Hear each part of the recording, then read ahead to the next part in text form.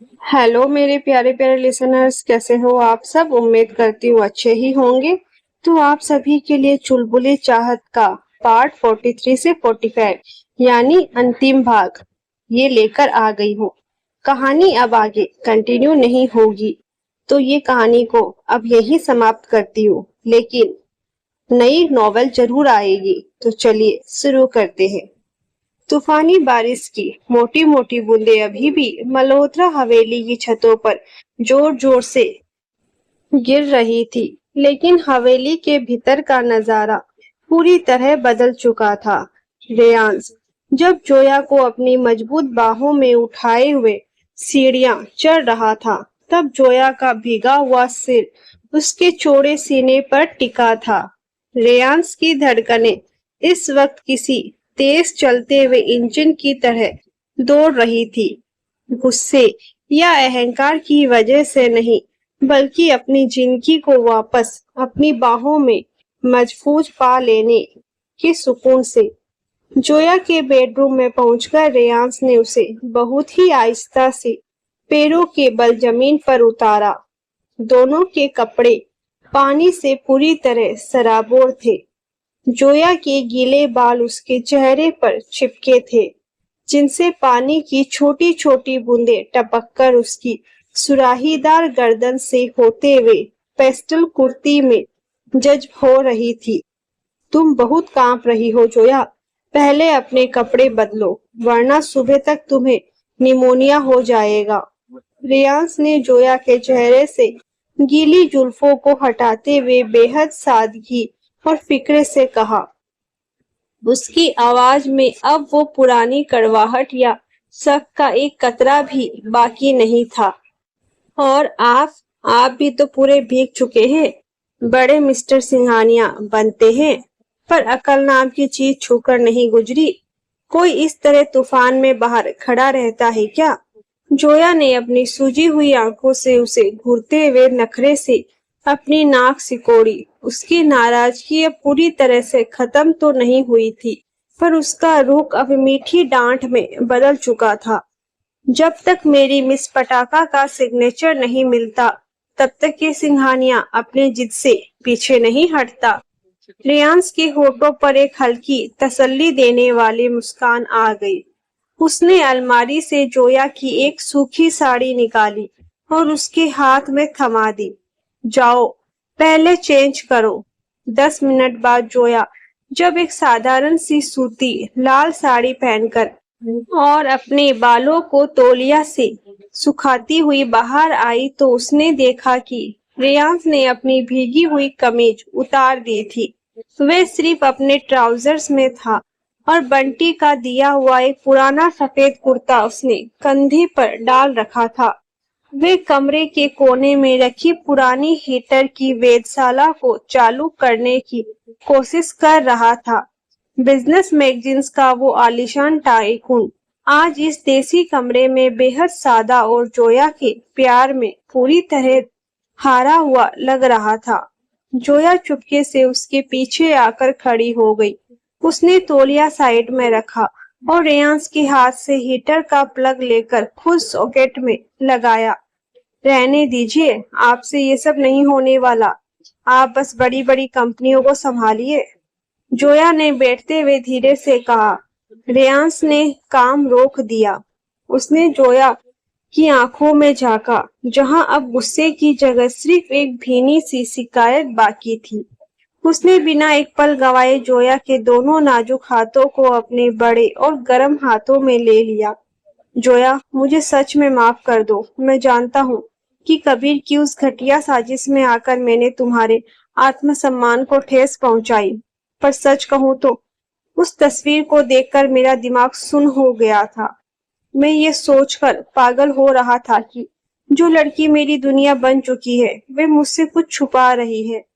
जोया ने एक गहरी सांस ली। उसने रेयांश के हाथों की गर्माहट को महसूस किया। रेयांश, रिश्ता सिर्फ एक दूसरे को अपनी नजरों के सामने बंद रखने का नाम नहीं है। अगर आपको मुझ पर पूरा भरोसा होता, तो आप कबीर के सामने मेरा हाथ झटकने के बजाय उसका कॉलर पकड़ते। मुझे आपकी बंदिशों से चिढ़ नहीं है। मुझे इस बात का दुख था कि आपने एक बाहरी इंसान की वजह से अपनी जोया पर सवाल उठाया। आई नो जोया, मुझसे बहुत बड़ी भूल हुई। अब से मेरी लाइफ में तुम्हारे फैसले और तुम्हारा स्वाभिमान सबसे ऊपर होगा। रियांस ने बहुत ही आदर और प्रेम से जोया के दोनों हाथों को चूम लिया। उसका ये सादा और सच्चा समर्पण देखकर जोया के दिल की आखिरी दीवार भी ढह गई। उसने शर्माकर अपनी आंखें झुका ली और अपना सिर रेयांस के नगन चौड़े सीने पर टिका दिया। हीटर की हल्की पीली रोशनी में दोनों का ये मौन संवाद उनके पेचअप पर मुहर लगा रह चुका था। अगली सुबह जब सूरज की पहली किरण मल्होत्रा हवेली पर पड़ी तो मौसम पूरी तरह साफ हो चुका था। हवेली के बाहर बंटी और बबली खड़े थे। जब रेयांश और जोया हाथ में हाथ डाले सीढ़ियों से नीचे उतरे, जोया का बैग इस बार रेयांश के हाथ में था। ओ जीजा जी, हमारी जीजी का ख्याल रखना। और हाँ, अगली बार कोई फोटो वोटो आए तो पहले हमसे पूछ लेना, हम उस कबीर का कचुम्बर बना देंगे। बंटी ने पूरे देसी टसन में रेयांश की पीठ थपथपाते हुए कहा। बिल्कुल बंटी, अब सिंघानिया मेंशन में सिर्फ जोया का हुक्म चलेगा। रेयांश ने मुस्कुराते हुए कहा और जोया को लेकर अपनी रोल्स रॉयल्स में बैठ गया। गाड़ी तेजी से दिल्ली की तरफ रवाना हो गई। जब वे सिंघानिया मेंशन पहुंचे तो टीना और रामू काका ने आरती की थाली सजाकर उनके स्वागत किया। घर में वापस वही पुरानी रौनक लौट आई थी, लेकिन रेयांश का सरप्राइज अभी बाकी था। वे जोया को लेकर सीधे ऊपर अपने आलीशान बेडरूम में आया। जैसे ही जोया ने कमरे के अंदर कदम रखा, वे अचरज से अपनी उंगलियां दांतों तले दबाने ऊपर मजबूर हो गई। कमरे का हुलिया पूरी तरह बदल चुका था। पेरिस की वो आलीशान डिजाइनर चीजें जो जोया को हमेशा पराई लगती थी, उन्हें हटाकर कमरे के एक बड़े हिस्से को जोया के मायके और उसकी पसंद के रंग में ढाल दिया था। दीवार पर उनके पेरिस और स्विट्जरलैंड के हसीन लम्हों की एक बहुत बड़ी कोलाज फ्रेम लगी थी, जिसमें जोया की हंसती हुई अतरंगी तस्वीरें सबसे बड़ी थी। रूम के कोने में एक छोटा सा कस्टमाइज झूला लगाया गया था, जैसा जोया को हवेली में पसंद था। और सबसे बड़ी चीज, बेड के सिरहाने एक बेहद खूबसूरत कांच के बॉक्स में वो लाल डायरी रखी थी, जिसे लेकर कबीर ने पूरा बखेड़ा खड़ा किया था। रेयांश ने उस डायरी को कचरे में फेंकने के बजाय उसे एक ट्रॉफी की तरह सजाकर रख दिया था, जो इस बात का प्रतीक था कि अब उनके बीच कोई राज या कोई शक बाकी नहीं था। ये सब क्या है रेयांश? जोया की आंखों में खुशी के आंसू छलक आए। ये तुम्हारा अपना घर है मिसेस सिंघानिया। यहाँ तुम्हारी यादें, तुम्हारी शरारतें और तुम्हारा स्वाभिमान पूरी आजादी से सांस ले सकते हैं। रेयांश ने पीछे से आकर जोया की पतली कमर में अपनी बाहें डाल दी और उसे खुद से सटा लिया।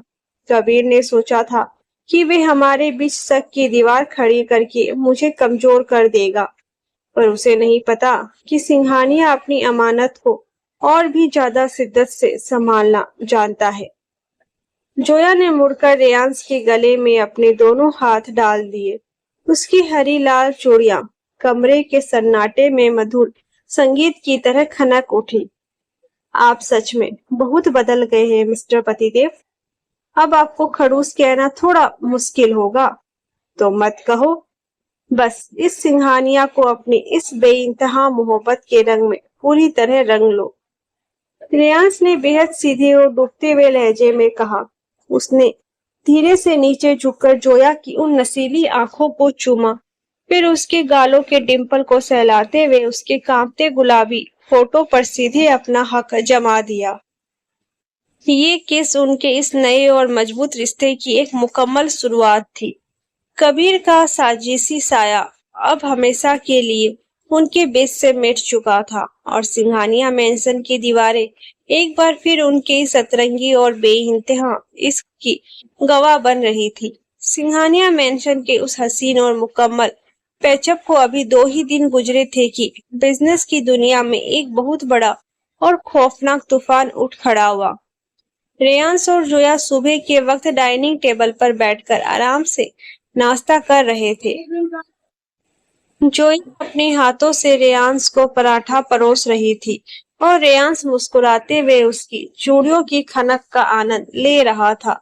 दोनों के बीच कबीर की साजिश का असर पूरी तरह खत्म हो चुका था। तभी रेयांश का पर्सनल फोन टेबल पर जोर जोर से बज उठा। स्क्रीन पर शर्मा जी का नाम देखकर रेयांश ने फोन उठाया। जैसे जैसे शर्मा जी दूसरी तरफ से बात कर रहे थे, रेयांश के चेहरे की वो हसीन मुस्कान धीरे धीरे गायब हो गई और उसकी जगह एक कड़ा कॉर्पोरेट लुक वापस लौट आया। उसकी आंखें एकदम गंभीर हो गई। क्या मेहरा इंडस्ट्रीज ने हमारे upcoming dream project the infinity के शेयर्स को गुपचुप तरीके से मार्केट से खरीद लिया है और हमारे फॉरेन इन्वेस्टर्स को भी भड़का दिया? रेयांश की आवाज में एक अजीब सा ठहराव आ गया।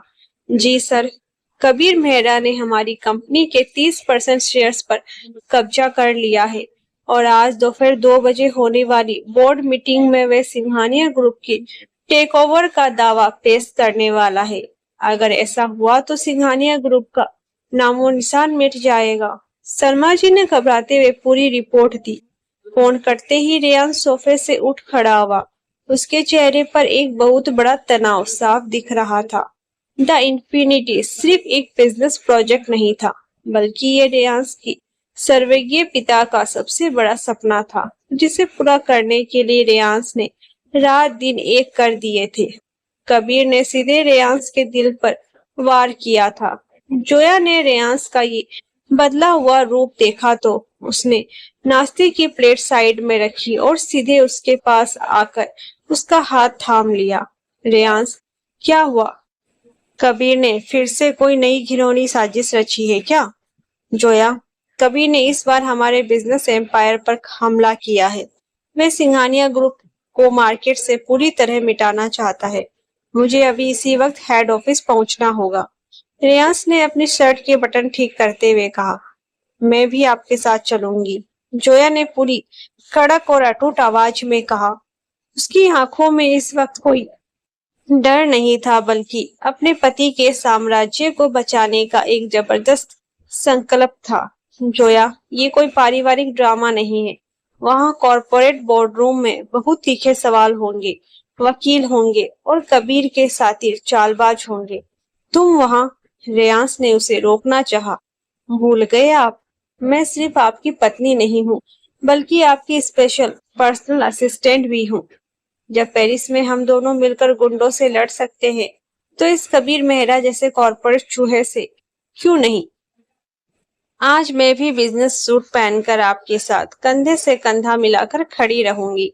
जोया ने अपने हाथ अपने हिप्स पर रखकर पूरे नखरे और टसन में कहा।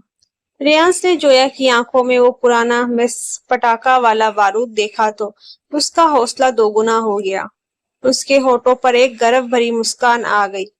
ठीक है मिसेस सिंघानिया, तो आज बिजनेस की दुनिया को भी देखने दो कि सिंघानिया खानदान की बहू जब मैदान में उतरती है तो अच्छे अच्छे राइवल्स के होस्ट कैसे उड़ते हैं।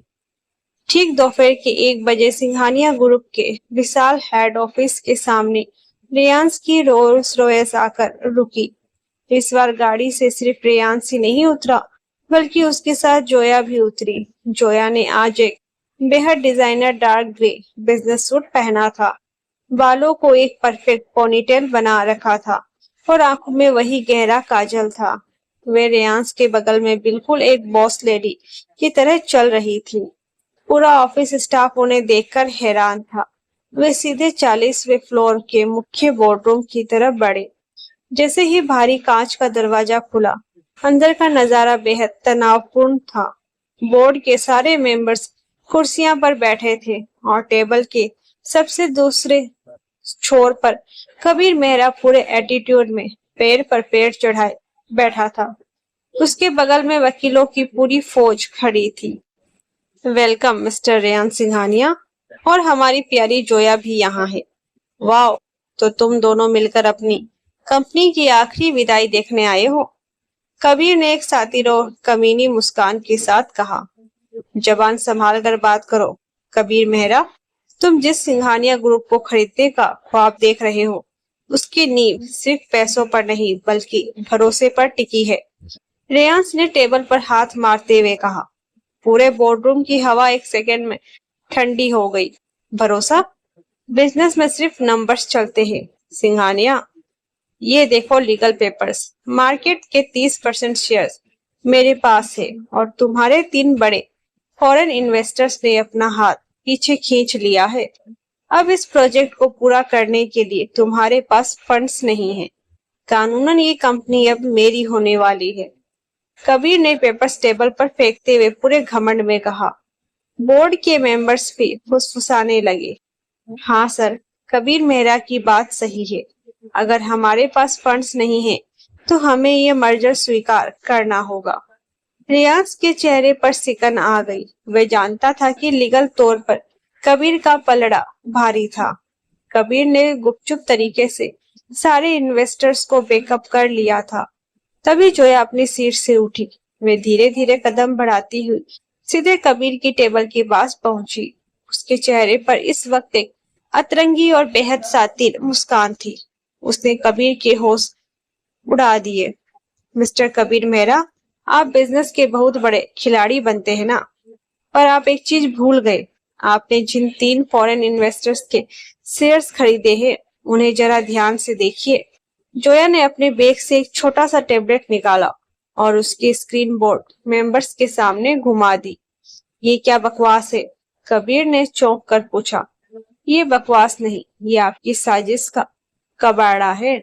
आपने जिन इन्वेस्टर्स को भड़काया है वे दरअसल मल्होत्रा एंड एसोसिएट्स के डमी पार्टनर्स थे, जो मेरे पापा की पुरानी कंपनी के लॉयल बिजनेस पार्टनर्स है। पेरिस से लौटने के बाद मैंने और रेयांश ने चुपके से एक ट्रस्ट फंड बनाया था, जिसके तहत उन इन्वेस्टर्स के 51% वोटिंग राइट्स सीधे मेरे नाम पर ट्रांसफर हो चुके हैं। यानी लीगल तौर पर आपके पास जो 30% शेयर्स है उनकी वैल्यू इस बोर्डरूम में सिर्फ कागज के टुकड़ों के बराबर है। जोया ने पूरे टसन में कबीर की आंखों में आंखें डालकर कहा। यह सुनते ही कबीर के पैरों तले जमीन खिसक गई। उसके वकीलों ने तुरंत पेपर्स चेक किए और कांपते हुए बोले, सर, मैडम सही कह रही है। ये एक बहुत बड़ा लीगल ट्रैप है। हम ये डील हार चुके हैं। पूरे बोर्डरूम में तालियों की गड़गड़ाहट गूंज उठी। रेयांश अपनी सीट पर खड़ा था। उसकी आंखों में इस वक्त जोया के लिए जो गर्व और प्यार था उसे शब्दों में बयान नहीं किया जा सकता था। कबीर मेहरा का चेहरा गुस्से और जिल्लत से मारे बिल्कुल काला पड़ गया था। वे अपनी फाइल उठाकर बिना कुछ बोले पैर पटकता हुआ बोर्डरूम से बाहर भाग खड़ा हुआ। कबीर का चैप्टर हमेशा के लिए क्लोज हो चुका था। मीटिंग खत्म होते ही सारे मेंबर्स बाहर चले गए। अब बोर्डरूम में सिर्फ रेयांश और जोया अकेले थे। रेयांश एक पल भी नहीं रुका। वह पूरी रफ्तार से आगे बढ़ा और उसने जोया को कमर से पकड़कर सीधे उस बड़ी कांच की टेबल पर बिठा दिया। जोया के मुंह से एक हल्की सी उफ निकली। मिसेस सिंघानिया, तुमने आज जो कमाल किया है उसके बाद मुझे तुम्हें अपनी कंपनी का 50% पार्टनर बनाना ही होगा। रेयांश ने जोया के चेहरे के बिल्कुल करीब आकर अपनी उसी गहरी और डूबती हुई आवाज में कहा। उसकी आंखों में इस वक्त अपने स्मिथ पटाखा के लिए बेइंतहा दीवानगी साफ दिख रही थी। पार्टनर तो मैं आपकी पूरी जिंदगी की हूँ मिस्टर सिंघानिया। ये बिजनेस तो बस एक छोटा सा हर्जाना था जो मैंने कबीर से वसूल लिया है। जोया ने शर्माते हुए उसकी सिल्क टाई को अपनी उंगलियों में फंसाकर धीरे से अपनी तरफ खींचा। रेयांश के होठों पर एक मुकम्मल और हसीन मुस्कान आ गई। उसने बिना कोई और बात किए पूरे हक, शिद्दत और दीवानगी के साथ अपने होठों को सीधे जोया के उन गुलाबी कांपते हुए होठों पर लॉक कर दिया। ये किस उनकी इस बहुत बड़ी जीत और उनके अटूट भरोसे का जश्न था, जिसने कबीर के सारे तूफान को हमेशा के लिए शांत कर दिया था। कबीर मेहरा के उस पूरे बिजनेस साम्राज्य को धूल चटाने के बाद सिंघानिया ग्रुप का रुतबा अब 7वें आसमान पर था। कबीर अपनी करतूतों की वजह से कानूनी शिकंजे में फंस चुका था और हमेशा के लिए रास्ते से हट गया था। लेकिन रेयांश जानता था कि जोया को जो ठेस पहुंची थी उसकी भरपाई किसी बिजनेस डील से नहीं हो सकती थी। अगली सुबह जब जोया लिविंग रूम में बैठी टीना के साथ बातें कर रही थी, रेयांश हाथ में एक बहुत बड़ा और खूबसूरत डिजाइनर बुके एक लीगल फाइल लेकर अंदर आया। उसका थ्री पीस सूट हटा हुआ था। वह सिर्फ एक कैजुअल व्हाइट शर्ट और डेनिम में बेहद हैंडसम लग रहा था। जोया, ये तुम्हारे लिए है। रेयांश ने बुके जोया की गोद में रखते हुए वो फाइल उसके सामने बढ़ा दी। अयो, ये क्या है रेयांश? फिर से कोई पर्सनल असिस्टेंट का कॉन्ट्रैक्ट पेपर? जोया ने नखरे से अपनी आंखें नचाते हुए पूछा। खोल कर देखो। रेयांश के होठों पर एक गहरी और मुकम्मल मुस्कान थी। जोया ने जैसे ही फाइल खोली, उसकी आंखें अचरज से बड़ी हो गई।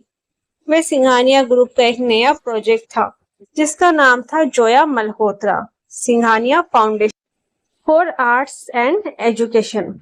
ये एक ऐसा बड़ा एनजीओ था जो देश भर के होनहार और जरूरतमंद बच्चों की पढ़ाई और उनके सपनों को पूरा करने का नाम करने वाला था। और उसकी पूरी ऑनरशिप और डिसीजन मेकिंग राइट सिर्फ और सिर्फ जोया के पास थे। रेयांश, ये सब? जोया की आवाज भावुकता से थोड़ी भारी हो गई। तुमने मुझसे कहा था ना जोया, कि रिश्ता बंदिशों का नाम नहीं है। मैं तुम्हारी उस आजाद सोच और तुम्हारे स्वाभिमान को पूरी दुनिया के सामने एक नई उड़ान देना चाहता हूँ।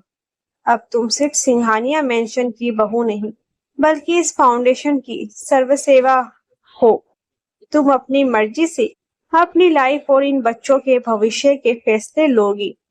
रेयांश ने सीधे और सच्चे लहजे में जोया की आंखों में देखते हुए कहा। ये देखकर जोया का दिल पूरी तरह पिघल गया।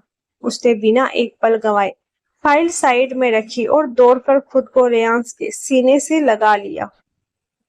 रेयांश ने भी मुस्कुराते हुए अपनी मजबूत बाहें उसकी कमर पर कसी और उसे जमीन से थोड़ा ऊपर उठाते हुए खुद से सटा लिया। आप सच में बहुत बदल गए हैं मिस्टर खड़ूस। जोया ने उसके सीने पर अपना सिर टिकाते हुए मुस्कुराकर कहा। तुम्हारे प्यार ने बदला है मिस पटाखा। रेयांश ने उसके बालों को चूमा। शाम को इस नई शुरुआत का जश्न मनाने के लिए रेयांश ने कोई बड़ी बिजनेस पार्टी नहीं रखी, बल्कि मेंशन के बड़े से लॉन में सिर्फ बंटी, बबली, टीना और रामू काका के साथ एक छोटा सा देसी बारबेक और म्यूजिक नाइट का इंतजाम किया। बंटी और बबली ने अपनी देसी गपशप से पूरे माहौल को हंसा हंसा कर लोटपोट कर दिया। रात के करीब 11 बजे जब सब अपने अपने कमरों में चले गए, रेयांश जोया का हाथ थामकर उसे हवेली की छत पर ले आया। ऊपर आसमान में पूरा चांद चमक रहा था और ठंडी हवाएं चल रही थी। रेयांश ने पीछे से आकर जोया को अपनी बाहों के घेरे में ले लिया। पेरिस की सीन नदी के किनारे से शुरू हुआ ये हमारा अतरंगी सफर आज इस मुकाम पर आ पहुंचा है। क्या तुम इस नई आजाद जिंदगी से खुश हो मिसेस सिंघानिया? रेयांश ने सीधे उसके कान के पास झुककर अपनी गहरी आवाज में पूछा। मैं बहुत खुश हूँ रेयांश, क्योंकि आज हमारे बीच ना कोई शक है ना कोई डर, सिर्फ और सिर्फ हमारा ये बेइंतहा इश्क है। जोया ने मुड़कर अपने दोनों हाथ उसके गले में डाल दिए। रेयांश ने कोई और बात नहीं की। उसने बहुत ही प्यार, शिद्दत और पूरी दीवानगी के साथ नीचे झुककर अपने होठों को सीधे जोया के उन कांपते हुए गुलाबी होठों पर लॉक कर दिया। इस किस में उनके पूरे सफर की यादें, वो टकरार, वो जलन और अंत में मिला वो अटूट भरोसा पूरी तरह घुला हुआ था। चांदनी रात के उस हसीन साये में उनका ये मुकम्मल और खूबसूरत मिलन उनके इस बेइंतहा इश्क की एक बेहद शानदार और हैप्पी एंडिंग की गवाही दे रहा था। ये इस कहानी का आखिरी भाग था। रेयांश और जोया की ये बेइंतहा इश्क की दास्तां अब पूरी तरह से एक बेहद खूबसूरत हैप्पी एंडिंग के साथ यही मुकम्मल होती है। तो आपको ये कहानी कैसी लगी? अपनी राय कमेंट में जरूर बताइएगा। तो मिलते हैं एक और नई कहानी के साथ। तब तक के लिए राधे राधे।